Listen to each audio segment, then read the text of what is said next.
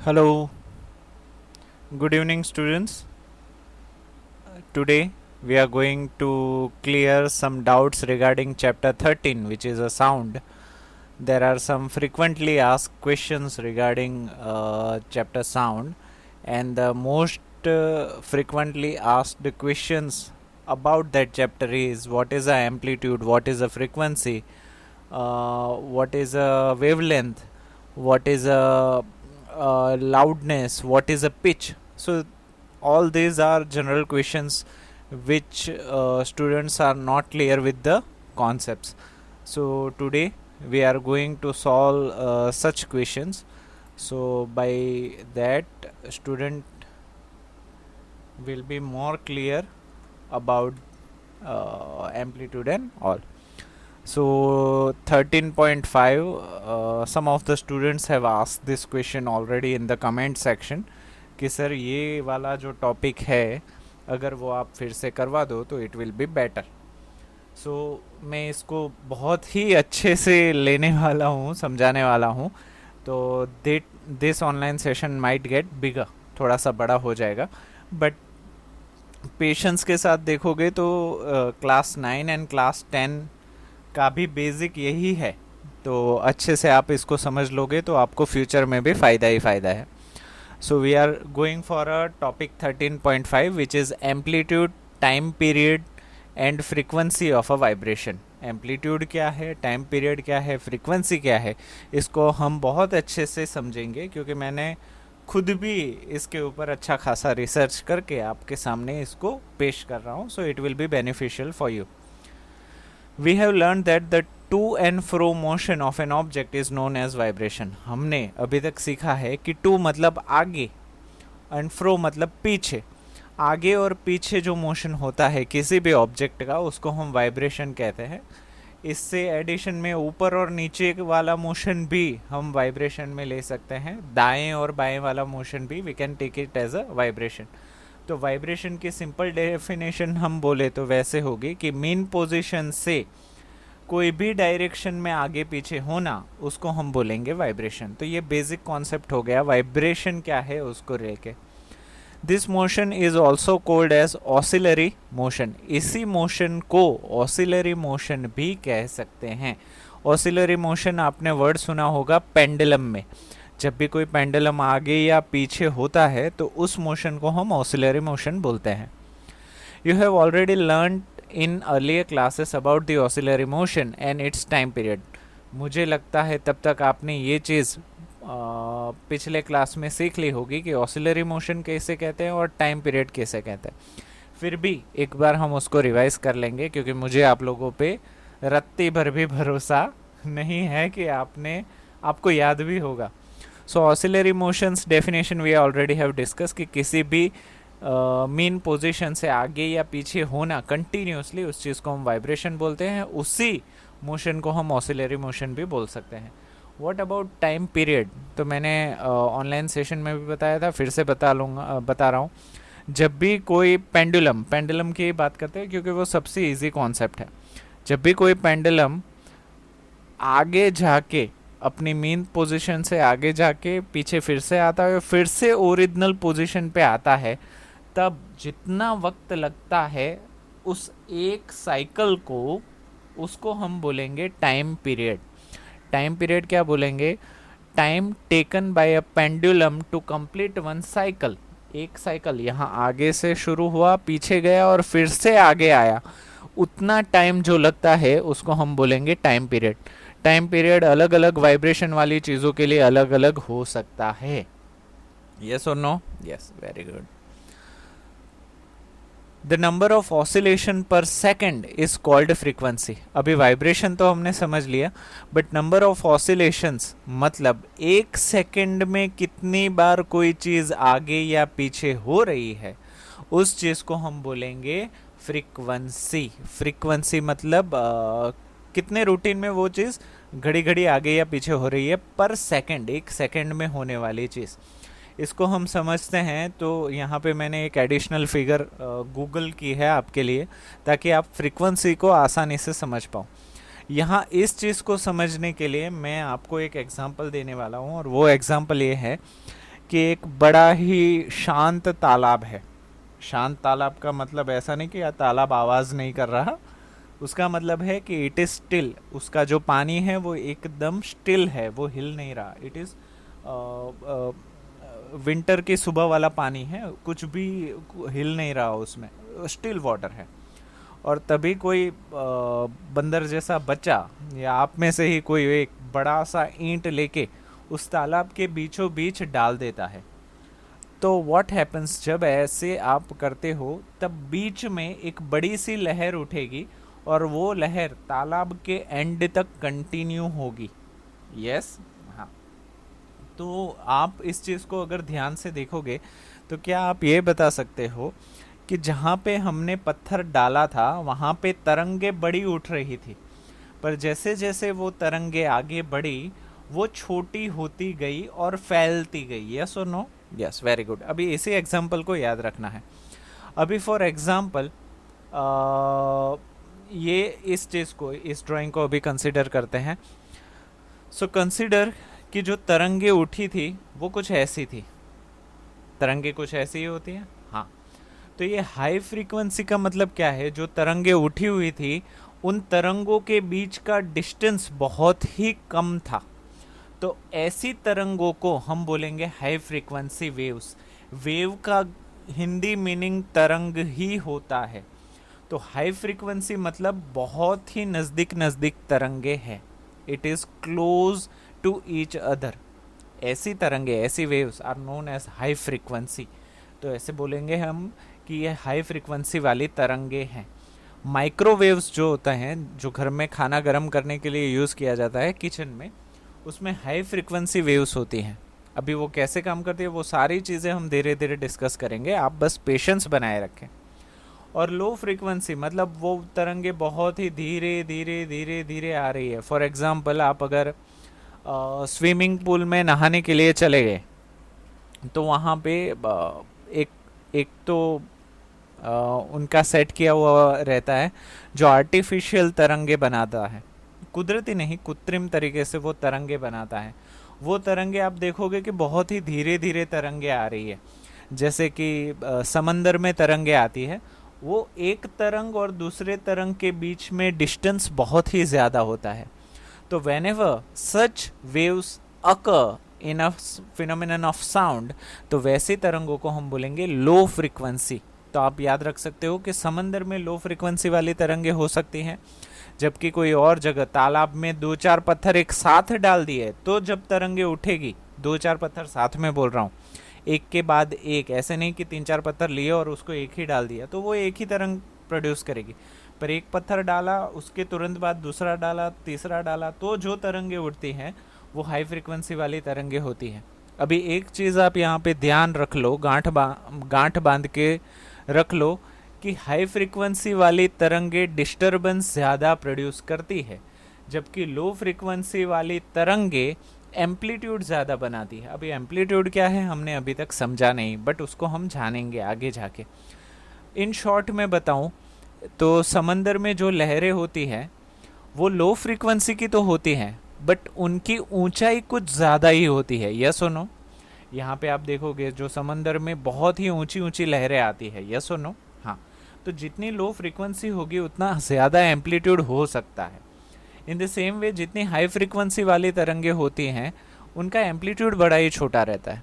मतलब जितनी ऊंची होती है, ऊंची लहरें वो नहीं बना पाते। उसको भी हम आगे देखेंगे, आप पेशेंस बनाए रखिए क्योंकि बहुत ही इंटरेस्टिंग कॉन्सेप्ट होने वाला है। Frequency, the number of oscillation per second, एक सेकंड में उठने वाली तरंगे एक ही सेकंड में, सपोज कीजिए यहाँ से यहाँ तक एक ही सेकंड है, एक ही सेकंड में इतनी सारी तरंगे बनी हुई हैं। तो मैं इस अगर ऑरेंज फिगर को कंसिडर करूँ तो 1 2 3 4 5 6 7 8 9 10 11 12, 12 लेंगे या 6 लेंगे? फिर से देखते हैं। तरंग किसे बोलेंगे? जो एस शेप बनाता है, एस शेप बनाता है। फॉर एग्जाम्पल यहाँ पे मैं फिगर को ले लूँ तो यहाँ से लेके यहाँ तक यहां से शुरू करो, ऊपर से लेके नीचे जाओ और फिर से ऊपर आ जाओ, तो इसको हम बोलेंगे वन वेव, एक तरंग। समझ रहे हो? सो यहाँ पे अगर मैं यहाँ से स्टार्ट करता हूँ, सो ये हो गया 1, 2, 3, 4, 5, 6, 7, 8, 9, 10, 11। समझ रहे हो? So here we can say that कि इसकी फ्रीक्वेंसी कितनी है, 1/11। क्यों? क्योंकि वो एक ही सेकंड में 11 तरंगे, 11 लहरें बना रहा है। सो 1/11 is a frequency of this orange figure. ये ऑरेंज फिगर की फ्रीक्वेंसी हो जाएगी 1/11, 1/11। यस और नो? यस। वहीं पे हम अगर ये ग्रीन वाली की देखें तो इसकी फ्रीक्वेंसी देखते हैं 1, दैट्स इट। तो यहाँ इसको बोलेंगे 1/1, तो खाली इसकी फ्रीक्वेंसी हो जाएगी 1। तो हम ये बोल सकते हैं कि ये ऑरेंज वाली फिगर एक सेकंड में 11 तरंगे बनाती है, उतनी तेज है। और नीचे वाली को हम बोलेंगे कि एक सेकंड में एक ही तरंग बनाती है। So what I am telling कि पर सेकंड जितनी भी तरंगे बनती हैं उसको हम बोलेंगे frequency. So once again we are revising the definition. The number of oscillations per second is called the frequency of the oscillation. तो उस ऑसिलेशन की फ्रीक्वेंसी हम किसे बोलते हैं? आई थिंक आपको क्लियर हो गया होगा। Frequency is expressed in hertz. अभी हर्ट्स है वो पर सेकंड को ही बोलते हैं, 1/सेकंड, तो उस टर्म को हम बोलते हैं hertz. I think it is clear. तो फ्रीक्वेंसी को डिनोट करने के लिए, जैसे लेंथ को, लंबाई को डिनोट करने के लिए सेंटीमीटर, मीटर को हम यूज करते हैं, एरिया को डिनोट करने के लिए मीटर स्क्वायर, सेंटीमीटर स्क्वायर करते हैं, उसी तरीके से फ्रीक्वेंसी को डिनोट करने के लिए we are using the term hertz, जिसको हम कैपिटल H स्मॉल z से भी डिनोट कर सकते हैं। A frequency of 1 hertz is 1 oscillation per second. 1 hertz होने का मतलब है एक तरंग 1 सेकंड में। 2 हर्ट्स का मतलब है 2 तरंग 1 सेकंड में।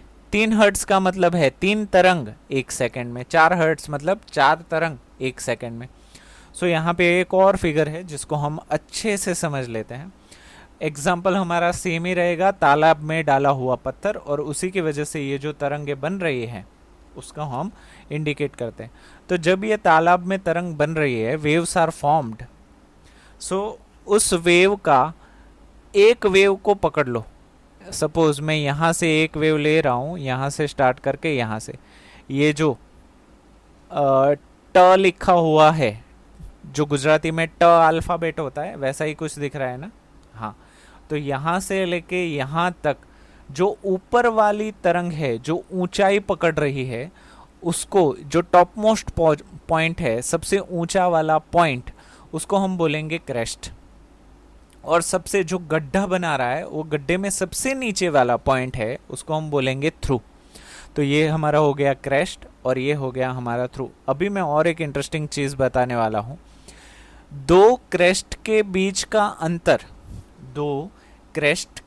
का अंतर हम उसको बोलेंगे वेवलेंथ, या दो थ्रू के बीच का अंतर, उसको भी हम बोलेंगे वेवलेंथ। तो दो क्रेस्ट के बीच का अंतर जितना होगा उतना ही अंतर दो थ्रूस के बीच का होगा। ये फाइनल है, कंफर्म्ड है। तो क्रेस्ट और क्रेस्ट के बीच का अंतर अगर 5 सेंटीमीटर हो तो थ्रू और थ्रू के बीच का अंतर भी 5 सेंटीमीटर ही होगा। एलिवेशन मतलब ऊंचाई है, ज्यादा कुछ इसमें है नहीं। एलिवेशन मतलब ऊपर की तरफ ऊंचाई कितनी बढ़ रही है वो। तो आई थिंक ये चीज आपको क्लियर हो गई होगी। और एक चीज है एम्पलीट्यूड, जो आगे आने वाला है, फिर भी मैं इसको इसमें भी दिखा देता हूँ। नॉर्मल, जो ये तालाब की नॉर्मल पत्थर डालने से पहले का लेवल है, यस, और ये लेवल से तरंगे जितनी ऊपर तक उठ रही है या जितनी नीचे तक जा रही है, वो परपेंडिकुलर डिस्टेंस को हम बोलेंगे एम्पलीट्यूड। तो इसका मतलब क्या हो गया कि जितना एम्पलीट्यूड बड़ा होगा उतनी तरंगे भी बड़ी होगी, या उसको उल्टा भी बोल सकते हो, जितनी तरंगे बड़ी होगी उतना एम्पलीट्यूड बड़ा होगा। पर इस फिगर में जैसे कि हमने देखा, जितनी बड़ी तरंगे होगी उतनी फ्रीक्वेंसी हाई हो जाएगी। जितनी बड़ी तरंगे उतनी फ्रीक्वेंसी हाई, जितनी छोटी तरंगे उतनी frequency low. Are you getting my point? Frequency high होने के लिए तरंगे के एम्पलीट्यूड भी बड़ा हो जाएगा। अभी ये सारी चीज़ें साउंड के रिगार्डिंग कैसे काम करती हैं उसको मैं आपको बहुत ही अच्छे से समझाऊंगा, पेशेंस बनाए रखिए। So I think all this things are very pretty much clear. So now if an object oscillates 20 times in 1 second, अगर कोई ऑब्जेक्ट 1 सेकेंड में 20 बार टू एंड फ्रो, आगे पीछे दाएं बाएं ऊपर नीचे होता है, तो उसको हम बोल सकते हैं कि उस ऑब्जेक्ट की फ्रीक्वेंसी 20 हर्ट्ज है। तो ये तो बहुत ही आसान सा सवाल था, what would be it frequency? तो उसकी फ्रीक्वेंसी होगी 1/20। यस और no? Yes. You can recognise many familiar sounds without seeing the objects producing them. आप ऐसे ही बहुत सारी आवाज़ें देख सकते हो। यहाँ पे सिंग वर्ड यूज़ नहीं करना चाहिए क्योंकि आवाज़ें हम सुनते हैं, देखते नहीं। प्रोड्यूसिंग दैम, पर जो आवाज़ें बना रहा है उसको हम देख सकते हैं। फॉर एग्जाम्पल, आपके घर में पंखा चल रहा है तो पंखा हवा बना रहा है, हवा फेंक रहा है, पर उसकी आवाज़ भी तो निकल रही है। So in the same manner you can see the objects which produces sound. How is it possible? ये कैसे मुमकिन हो सकता है? This sounds must be different to enable you to recognise them. ये साउंड मस्ट बी डिफरेंट, अलग होने चाहिए, to enable you to recognise them, आपके लिए, ताकि आप उनको पहचान सको।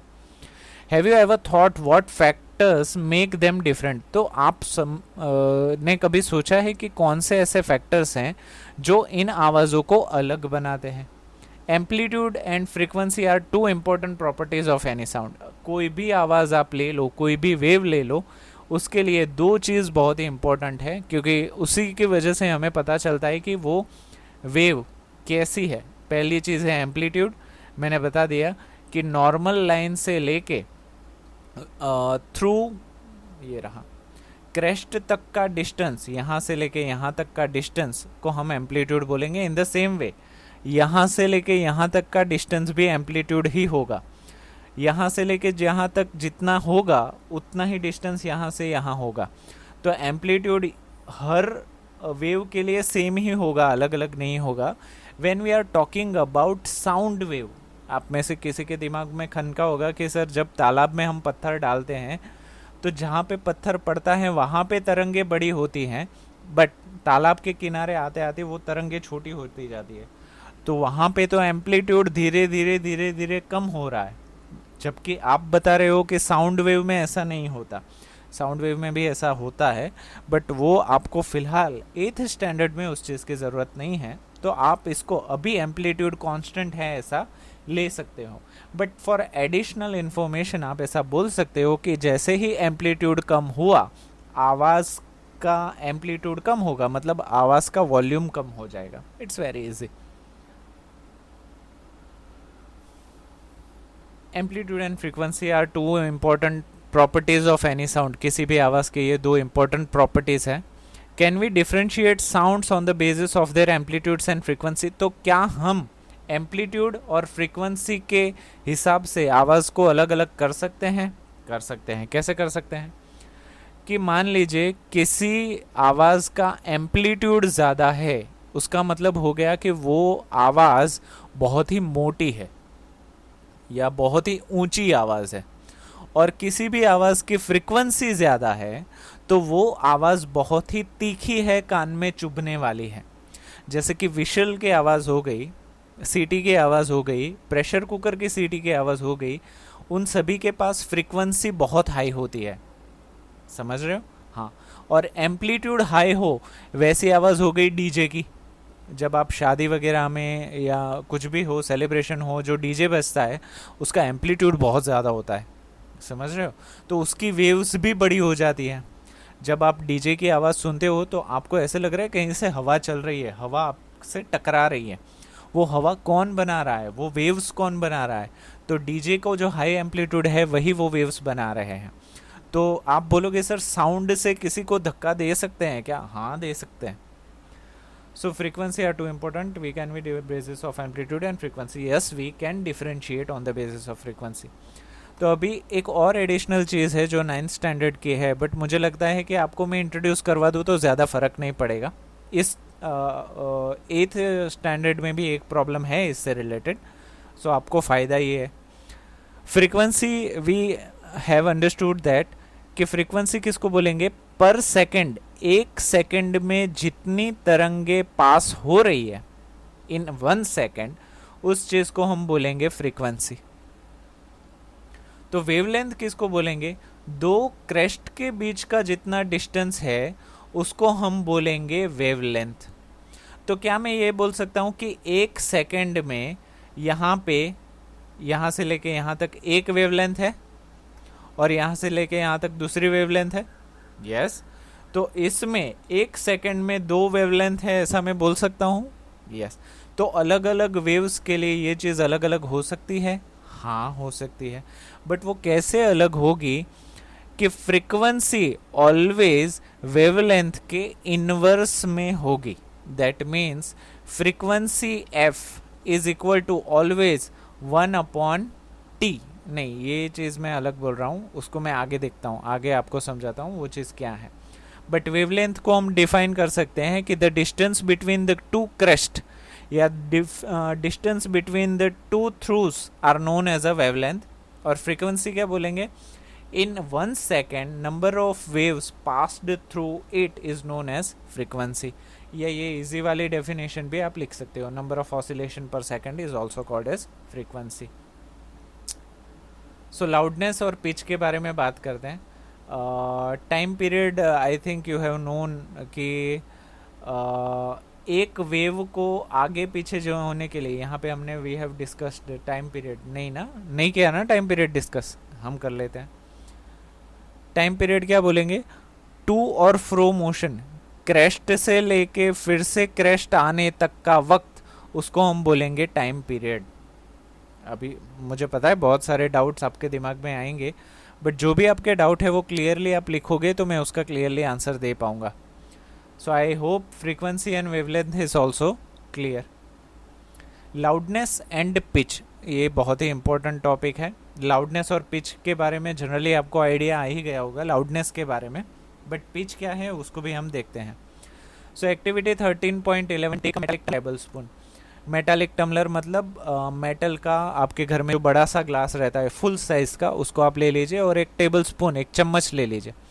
Strike the table spoon gently at the brim of the tumbler. अभी जब आप इसको चम्मच से ग्लास के ऊपर आप मार रहे हो तब आपको ग्लास को नीचे से पकड़ के नहीं रखना है. या तो ऐसा कर सकते हो कि बहुत ही हार्डली सिर्फ नीचे का पोर्शन आप टच करो, मतलब पकड़ के रखो, क्योंकि हो सकता है कि ग्लास को आपने ज़ोर से मारा और ग्लास गिर गया. तो बेटर है इसको सबसे नीचे से टाइटली पकड़ के रखो ताकि आपको इफेक्ट समझ में आए. So when you are hitting tumbler with a table spoon, आप देखोगे कि ये जो ऊपर का पोर्शन है ना, it starts vibrating a little, थोड़ा थोड़ा वाइब्रेट होगा. That will you will see, आप देखोगे कि वाइब्रेट हो रहा है, बट आपको क्लियरली नहीं दिखा देगा. But how will you know कि ये चीज़ वाइब्रेट हो रही है? By sound of the glass. जब आप टेबल स्पून से ग्लास के ऊपर आप मारते हो, it produces a continuous sound कि जो धीरे धीरे धीरे धीरे कम होता है. यस और नो? यस. तो उसी की वजह से यू कम टू नो कि कुछ चीज़ वाइब्रेट हो रही है ग्लास में ऊपर. हियर द साउंड प्रोड्यूस, जो आवाज़ प्रोड्यूस हो रही है उसको ध्यान से सुनिए. Now bang the spoon on the tumbler and hear the sound produce again. अभी फिर से चम्मच उसके ऊपर मारिए और फिर से आवाज़ को सुनिए. Is the sound louder when the tumbler is struck hard? तो जब भी आप चम्मच से जोर से मारते हो तो क्या आवाज़ भी जोर से आती है? Of course. धीरे से मारते हो तो धीरे आती है? हाँ, आती है. तो कौन सी चीज़ फ़र्क हो रही है? That is a loudness. क्योंकि जब आप जितनी ज़ोर से मारते हो उतनी ही बड़ी तरंगे ग्लास फॉर्म करता है, और जितनी बड़ी तरंगे उतना बड़ा एम्पलीट्यूड, जितना बड़ा एम्पलीट्यूड उतनी ज़्यादा लाउडनेस. ओके.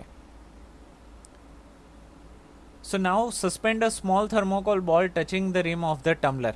अभी इसी एक्टिविटी को आगे बढ़ाते हुए ये थर्मोकोल के छोटे छोटे बॉल्स मार्केट में अवेलेबल होते हैं, स्टेशनरी में भी अवेलेबल होते हैं, बर्थडे शॉप में भी ये चीज़ें अवेलेबल रहती हैं। उसमें से एक बॉल लीजिए और सुई की मदद से उसके अंदर एक धागा डाल दीजिए, पतला सा।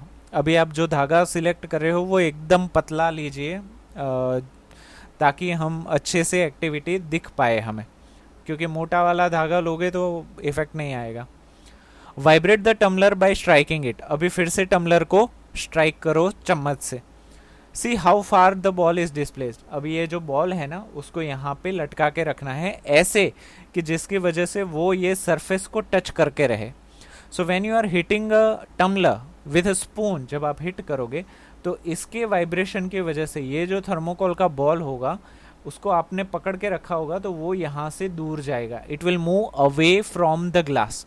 तो वो जितनी दूर जाता है वो आपका एम्पलीट्यूड होगा, और जितना ज़्यादा एम्पलीट्यूड उतनी ज़्यादा लाउडनेस। धीरे से मारोगे तो ये थर्मोकोल ज़्यादा दूर नहीं जाएगा, जब आप ज़ोर से मारोगे तो ये थर्मोकोल ज़्यादा दूर तक जाएगा। तो इस थर्मोकोल को धक्का कौन दे रहा है? वेव्स। कौन सी waves? Sound waves. Sound waves दिखाई नहीं देती, सुनाई देती है। यस तो यहाँ पे आपको थोड़ा मैजिक जैसा लगेगा क्योंकि कुछ दिख नहीं रहा फिर भी ये पीछे जा रहा है। और कुछ कुछ केसेस में तो ये ना बड़ी अजीब तरीके से पीछे जाएगा, ऐसे ऐसे पीछे जाएगा, ऐसे टू एंड फ्रो मोशन होगा। सो अगर आपने अच्छे से किया तो वो चीज़ आप देख पाओगे। ये करते वक्त दरवाजे खिड़कियाँ सब कुछ बंद रखना क्योंकि हवा की वजह से भी ये हिल सकता है। The displacement of the ball is a measure of a amplitude.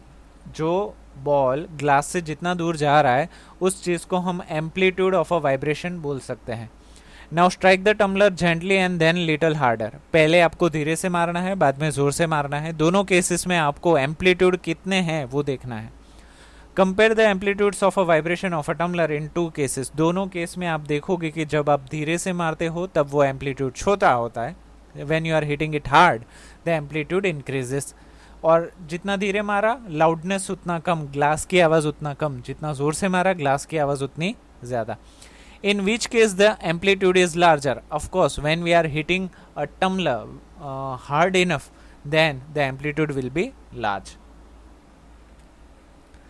So loudness और amplitude के बीच में एक रिलेशन है, उस रिलेशन को याद रखना बहुत ही ज़रूरी है।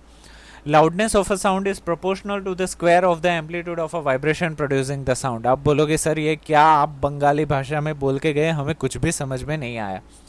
तो मैं इसको आसान तरीके से ये बता दूं कि लाउडनेस जो होगा वो एम्पलीट्यूड का डबल पावर होगा।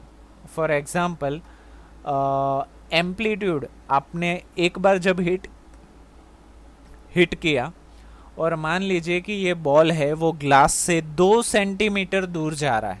How much? 2 सेंटीमीटर। तो 2 सेंटीमीटर स्क्वायर आपको करना होगा। सो 2 सेंटीमीटर स्क्वायर विल बी 4। तो 4 होगा आपका एम्पलीट्यूड। इन शॉर्ट जितना एम्पलीट्यूड होगा उसका स्क्वायर आपका लाउडनेस होगा। फॉर एग्जांपल यहाँ पे if you are getting amplitude as 3 तो 3 square is 9 is your loudness. If you are getting amplitude as 4 so 4 square 16 will be your loudness. तो जो भी एम्पलीट्यूड है उसका स्क्वायर करेंगे तब आपको लाउडनेस मिलेगी। ये एक सिंपल रिलेशन है। So loudness is directly proportional to the amplitude square. For example amplitude becomes twice then the loudness increase by the factor of 4। जब एम्पलीट्यूड 2 होगा तब उसकी लाउडनेस 4 होगी। The loudness is expressed in a unit called decibel. जो loudness है उसके लिए एक स्पेशल यूनिट यूज़ करते हैं जिसको हम बोलेंगे डेसिबल। अभी आप बोलोगे सर डेसिबल एक्चुअली क्या है, तो उसके दरवाजे आपको कॉलेज में खुलेंगे, या आप अगर बीएससी फिज़िक्स करते हो, एमएससी फिज़िक्स करते हो, तब जाके डेसिबल के बारे में डिटेल्ड चीज़ें आपको समझ में आती है। बट डेसिबल्स का यूनिट वॉट पर मीटर स्क्वायर होता है। मुझे पता है आपको अभी ये चीज़ें समझ में नहीं आएगी, but for additional information decibel is equal to 10 log I upon 10 power of minus 12, where I is equal to intensity of sound. Intensity of sound distance के साथ बढ़ती जाती है, पर इस चीज़ को आप अवॉइड कर सकते हैं फिलहाल के लिए. The following table gives the loudness is called decibel, इसका यूनिट है decibel. The following table gives some idea of loudness of sound coming from various sources. नीचे कुछ चीज़ें दी गई हैं जो अलग अलग लाउडनेस दिखाती हैं. फॉर एग्जाम्पल नॉर्मल ब्रीथिंग, जो आप नॉर्मली सांस लेते हो उसकी आवाज़ 10 डेसिबल्स होती है. सॉफ्ट विस्पर, अगर आप क्लास में धीरे से अपने पड़ोसी के साथ बात कर रहे हो तो वो 30 डेसिबल की आवाज़ है. एट 5 मीटर अगर वो आप एक बेंचेस पे और दूसरी बेंचेस पे और वो विस्पर करते हो, वो 30 डेसिबल की आवाज़ होती है. नॉर्मल कन्वर्जेशन, आप आराम से किसी के साथ बात कर रहे हो बैठ के, that is 60 decibels. Busy traffic में 70 डेसिबल्स. एवरेज फैक्ट्री में कोई काम कर रहा है 80 decibels. And about 80 decibel is the noise becomes physically painful. 80 decibels के ऊपर जो आवाज़ होती है वो पेनफुल, दर्द देने वाली हो जाती है.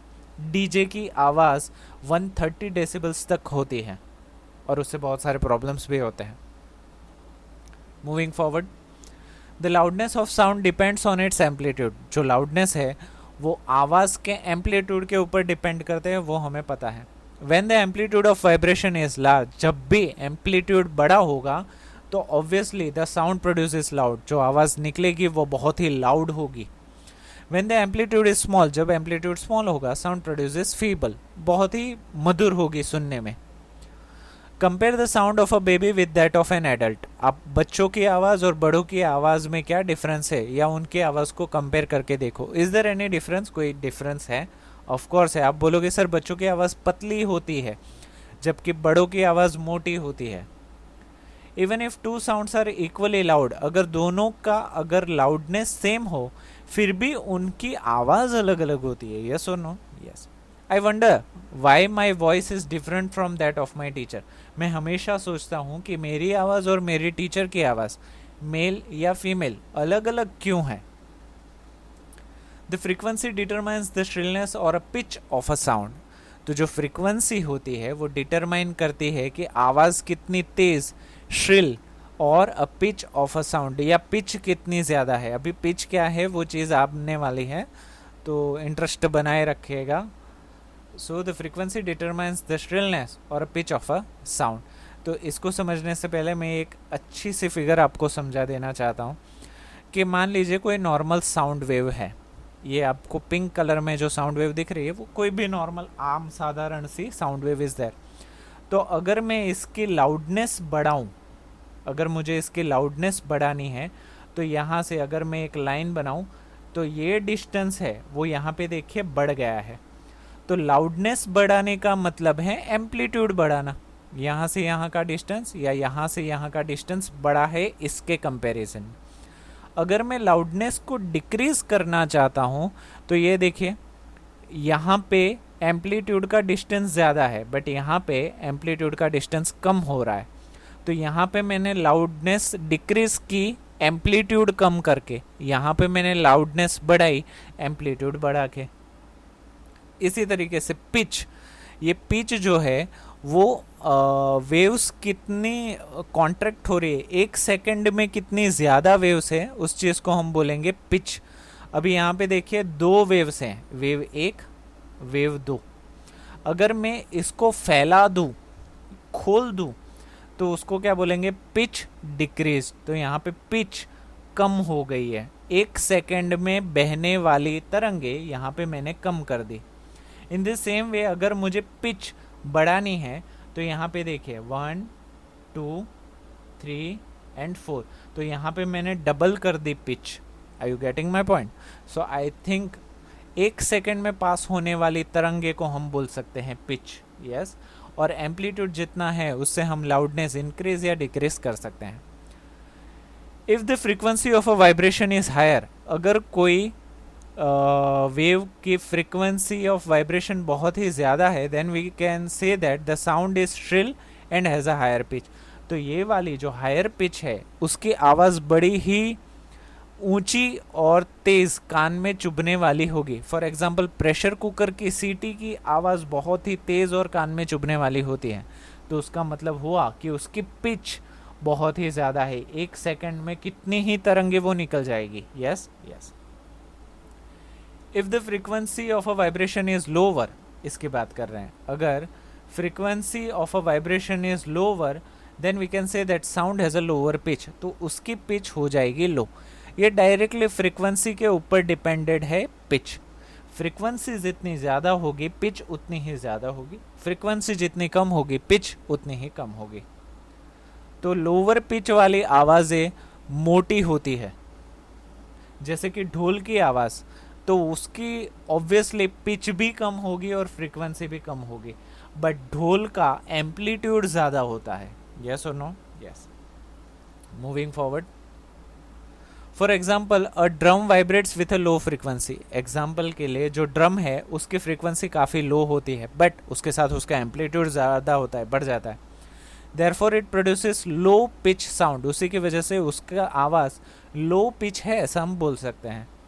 On the other hand vigil has a high frequency. दूसरे हाथ पे जो विशल आप यूज़ करते हो, सीटी आप यूज़ करते हो, उसकी फ्रीक्वेंसी बहुत हाई होती है, पिच बहुत ही हाई होती है। आप देख रहे हो यहाँ पे फिगर भी दी गई है। Therefore produces a sound of a higher pitch, उसी वजह से वो जो साउंड प्रोड्यूस करता है वो हायर पिच का या श्रिल तेज कान में चुभने वाला प्रोड्यूस करता है। A bird makes a high pitch sound whereas a lion makes a low pitch roar. जो पंछी होते हैं वो हाई पिच की आवाज़ें निकालते हैं। यहाँ पे आप बोलोगे सर पंछी की आवाज़ तो हाई पिच है, फिर भी वो कान में चुभती क्यों नहीं? क्योंकि उनका एम्पलीट्यूड काफ़ी कम होता है। और आप बोलोगे सर शेर की आवाज़ तो लो पिच है, फिर भी उस कान में चुभ जाते हैं, हम डर जाते हैं शेर की आवाज़ से, क्योंकि वो लो पिच तो है पर उसका एम्पलीट्यूड काफ़ी ज़्यादा है।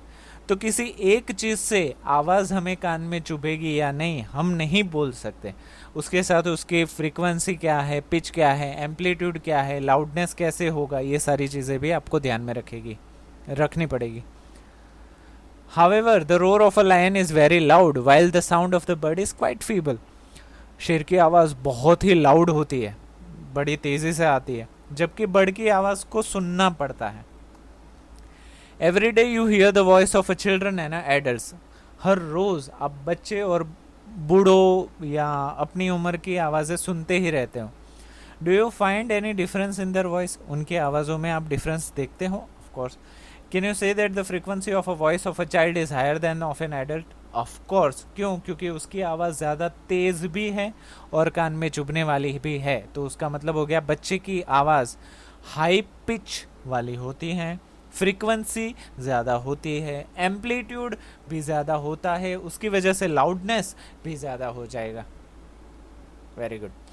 Usually the voice of a woman has a higher frequency than of a man.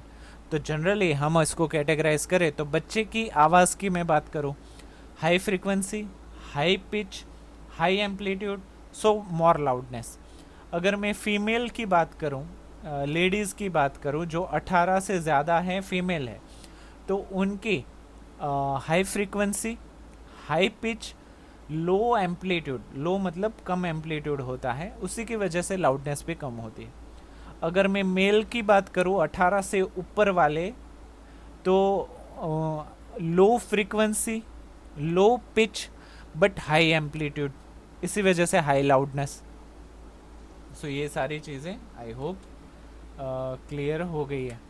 सो मुझे लगता है ये वाला टॉपिक आपने अच्छे से समझ लिया होगा, और मुझे नहीं लगता कि अभी कोई डाउट रहना चाहिए। Amplitude, time period, frequency of a vibration, यहाँ तक कि वेवलेंथ भी जो 9th स्टैंडर्ड का टॉपिक है उसको भी मैंने कवर कर लिया है।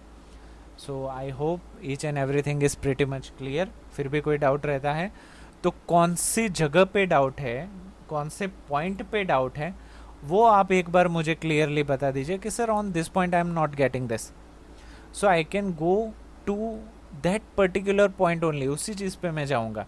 फिर भी डाउट रह जाता है तो डोंट वरी, जब भी स्कूल स्टार्ट होंगे उसको हम आराम से बैठ के 2-3 घंटे तक उसके बारे में बात करेंगे। सो टिल देन रिवाइज करते रहिए, 40 मिनट का सेशन है, आराम से देखिएगा। So thank you so much.